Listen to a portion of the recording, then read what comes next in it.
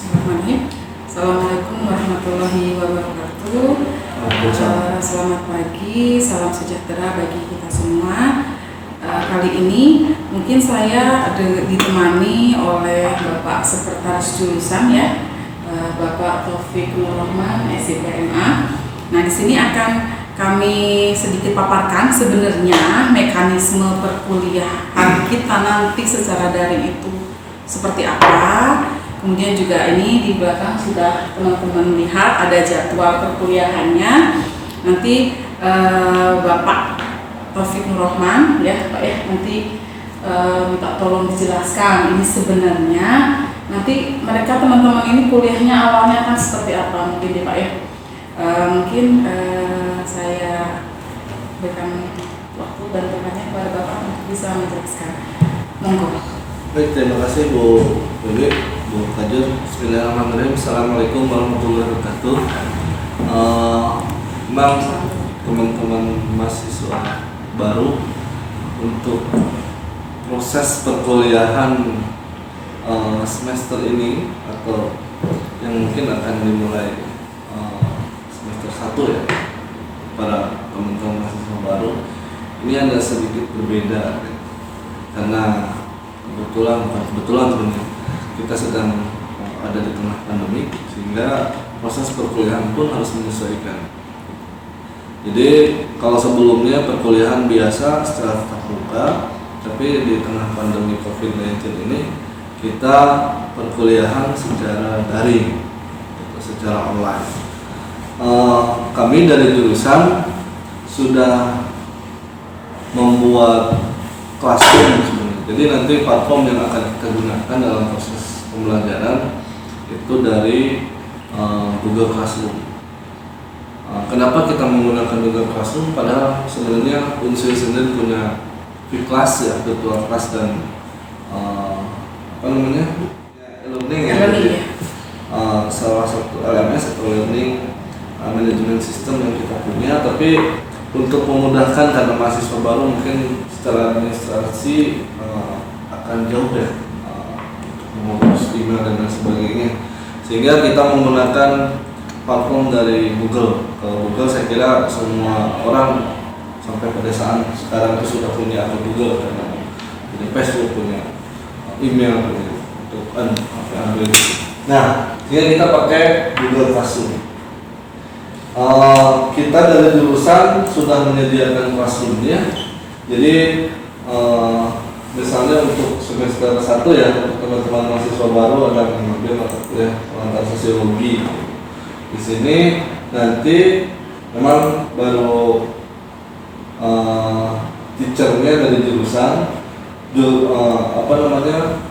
dosennya nanti Bu Wiwi Widyastuti, ini belum diterima sama Bu Wiwi dan Melisa gitu, dan Melisa. Nah, nanti teman-teman mahasiswa akan melihat materi dan penugasan itu ada di Classroom.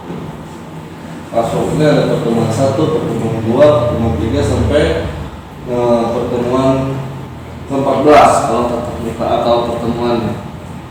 Itu akan disesuaikan dengan ujian atau disesuaikan dengan kesepakatan dosen pengampu ya, atau yang mengajar di mata kuliah itu. Sampai ujian akhir pun ada di sini, ujian akhir dan ujian tes. Jadi teman-teman mahasiswa akan belajar sebanyak 14 pertemuan 2 kali ujian satu semester itu. 7 pertemuan lalu UTS dan 7 pertemuan berikutnya lalu UAS. Gitu. Jadi setiap pertemuannya kami sudah sediakan analnya atau umumnya di sini. Pertemuan 1 misalnya di dalamnya nanti akan ada absen. Ada absen, ada materi, ada penugasan. Kalau misalnya dosen yang bersangkutan atau dosen yang memberikan tugas gitu. Atau mungkin ada quiz gitu. Ada quiz yang harus dijawab. Untuk UAS, untuk UTS pun dan UAS ujian akan ada di sini.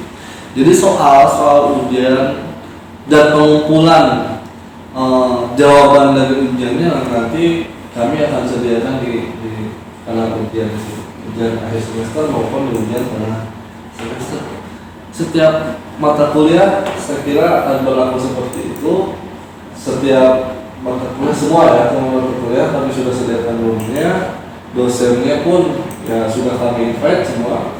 Ada yang sudah diterima, ada yang belum. Jadi saya yakin nanti kalau perkuliahan dimulai ini dosen sudah ada di sini dan pertemuan pertama dimulai nanti sudah ada materi di sini. Nah ini Pak, mungkin ada yang mau tanya. Ya. Kok itu dosennya ada 2 gitu? Mungkin saya jelaskan. Satu mata kuliah, kalau di kelas kan waktu SMA ya teman-teman mungkin satu pelajaran satu guru ya. Nah ini Pak. Jadi betul ya, betul sekali kata Pak Kajun. Kalau di SMA itu satu pelajaran satu guru atau bisa jadi dari kelas 1 mata pelajaran bahasa Indonesia gurunya itu juga kelas 1, kelas 2, kelas 3 atau kelas 11, 12, 13 kelas 9, 10, 11 ya lupa tuh belasan lah pokoknya satu bagi SMA aja karena kita ngalamin belas-belasan ya nggak kelas 1, kelas 2, kelas 3 ya zaman awalnya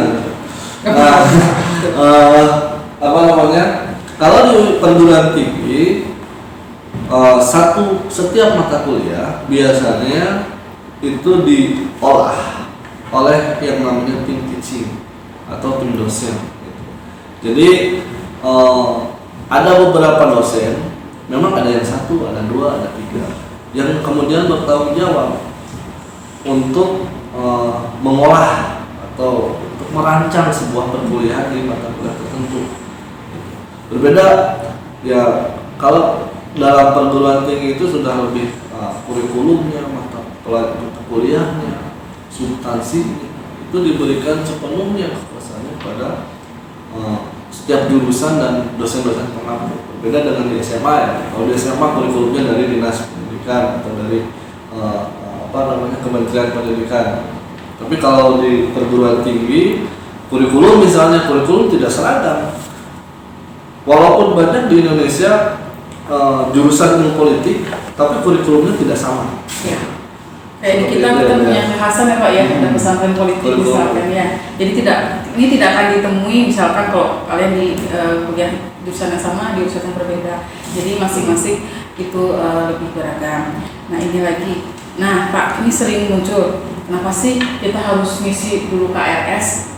Itu apa hubungannya sebenarnya sama mata kuliah? Nah, ya. Seperti apa Pak? Jadi begini, ini berbeda lagi dengan SMA. Kalau SMA itu mata pelajaran apa yang akan ditempuh dalam satu semester atau dalam satu tingkatan itu ditentukan oleh sekolah, bahkan oleh kurikulum dari Kementerian Pendidikan. Nah kalau di kuliah mata kuliah apa yang akan diambil itu diserahkan sepenuhnya kepada mahasiswa. Jadi jurusan hanya menawarkan kecuali untuk semester 1 dan 2. Karena itu paket semester 1 penyesuaian mengantar. Karena yang pertama tadi misinya adalah penyesuaian, yang kedua adalah di semester 1 dan semester 2 banyaknya mata kuliah pengantar. Jadi jangan sampai kemudian mata kuliah pengantar itu terlewat karena apa? Karena mahasiswa atau calon mahasiswa kebingungan harus mengambil apa. Jadi nanti namanya itu ada SKS, Sistem Kredit Semester. Nanti saya yakin setelah berjalan akan paham dengan sendirinya SKS itu apa. Jadi kalau di SMA itu sudah jelas tuh semesternya habis atau tingkatannya habis lulus. Kalau di perguruan tinggi itu tidak patokannya ke semester, ke SKS, Sistem Kredit Semester.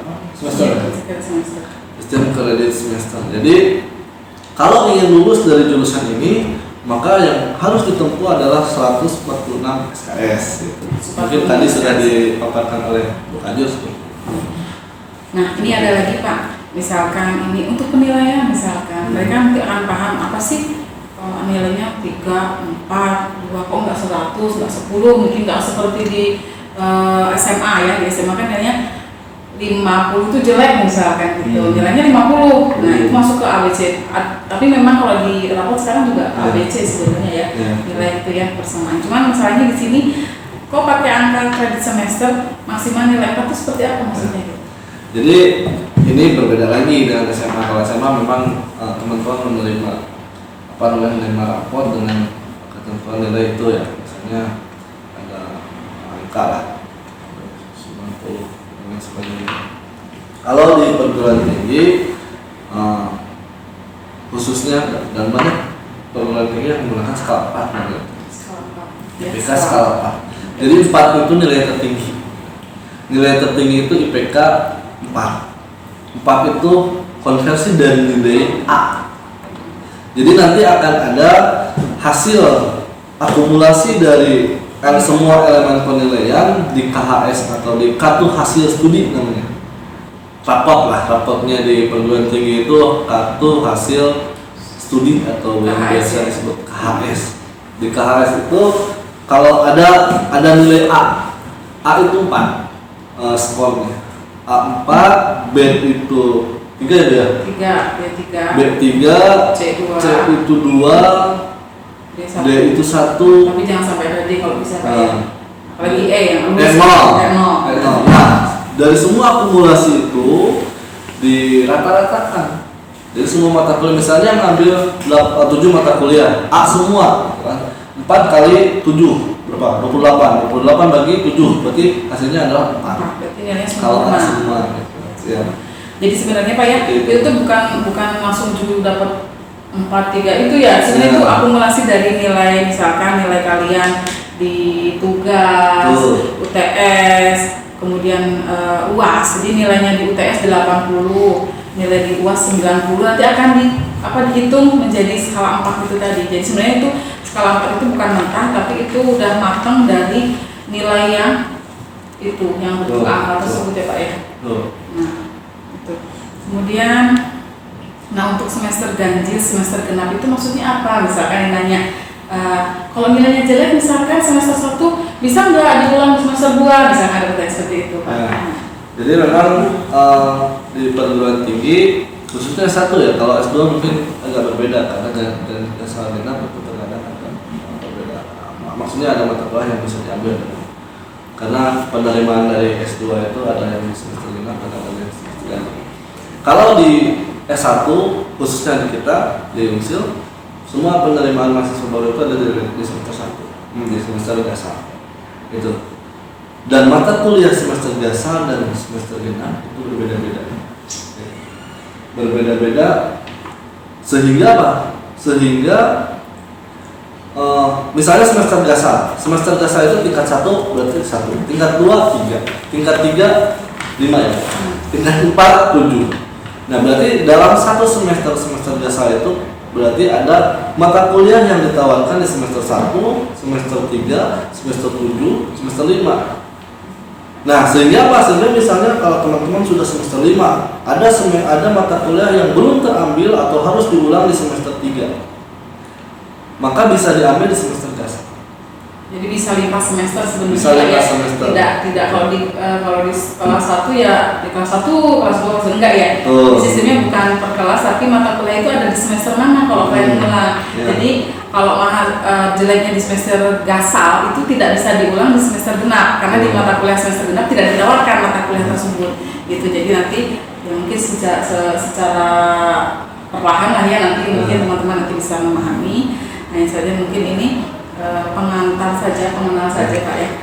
Terus ada yang lupa Bu, nanti teman-teman mahasiswa akan mendapatkan jadwal seperti ini, ya jadwal seperti misalnya semester 1 ada pendidikan agama ya.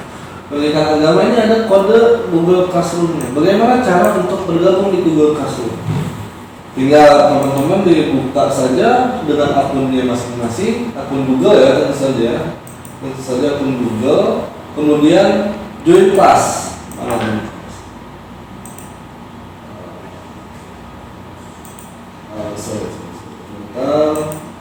Nah, di sini ada tanda plus biasanya, ada join class. Nah, ini ada kelas kode. Kelas kode itu berarti dimasukkan kelas kode yang ada di jadwalnya. Nah, jadwalnya dimasukkan di situ, otomatis nanti akan tergabung dengan kelas itu.